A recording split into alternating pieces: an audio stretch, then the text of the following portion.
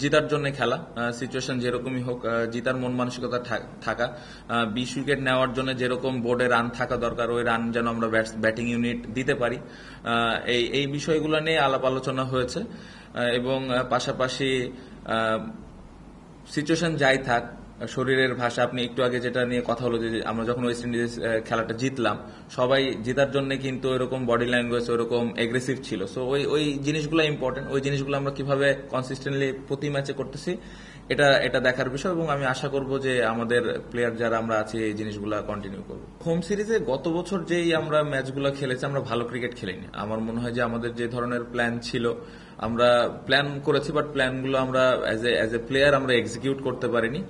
But আমার মনে হয় যে কিভাবে এই বছরটা আমরা হোমে ক্রিকেট খেলি, যেই ল্যাকিংস গুলো ছিল, যে ভুলগুলো ছিল ওইগুলো ওভারকাম করে কিভাবে আমরা হোমেও রেজাল্ট করতে পারি এটা ইম্পর্টেন্ট। কারণ অ্যাওয়েতে রেজাল্ট আনাটা ডিফিকাল্ট কম্পেয়ার যদি আমি হোমের সাথে করি। সো অ্যাওয়ে যেহেতু ভালো হয়েছে, সো আমি আশা করবো যে হোমেও যেন ভালো হয়, এবং পাশাপাশি অ্যাওয়েতে আমরা যেরকম লাস্ট ইয়ার খেলেছি এর থেকে আরো ভালো ক্রিকেট খেলতে পারি। অপোনেন্ট আয়ারল্যান্ড বা জিম্বাবুয়ে এই ধরনের চিন্তা না করে আমার মনে হয় যে ভালো ক্রিকেট খেলতে হবে, যে টিমের এগেনস্টেই খেলি।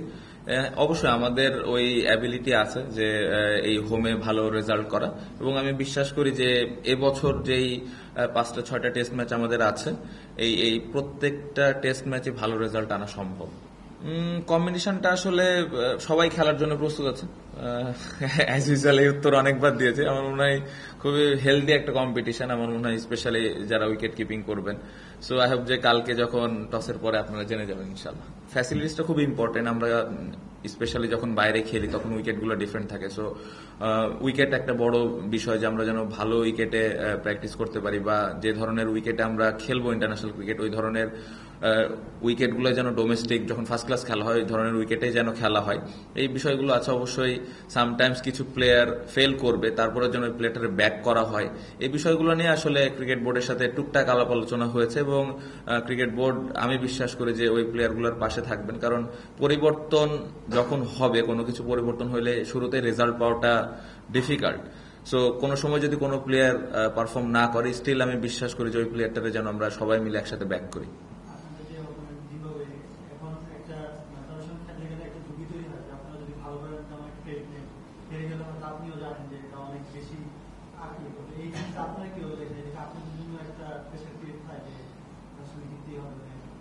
না, আমরা এইভাবে দেখছি না। কারণ এই জিনিসগুলো আসলে অনেক সময় আপনাদের থেকে আসে, অনেক সময় সাধারণ মানুষ যারা খেলা ফলো করেন তারা আসলে এই কম্পেয়ারটা করেন যে জিম্বাবুয়ে বা ছোট দল বা বড় দল এই জিনিসগুলো। But as a professional cricketer আমরা আসলে এক একটা বল বাই বল চিন্তা করি যে কিভাবে ওই বলটার সাথে আমরা ফাইট করে জিততে পারি।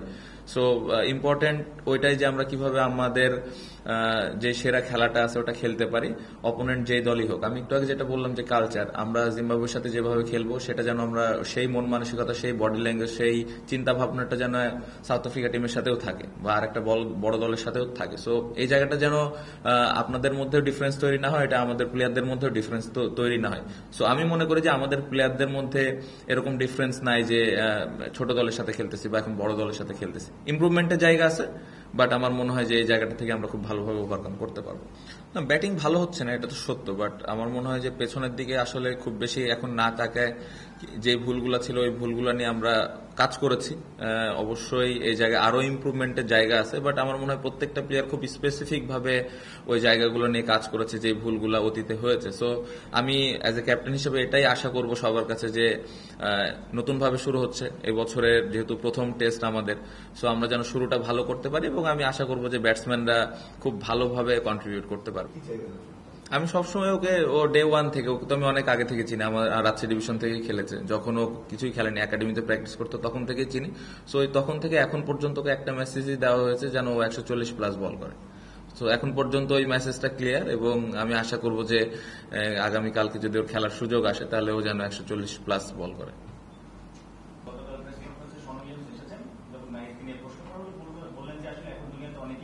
জোরে বল করে এবং বোলিং মেশিন আছে যেটা হিউম্যান বিং থেকে আসলে আরো জোরে আসে, যেটা আসলে তারা সহজভাবে বললেন যে নাহিদকে আসলে ভাবছেন না।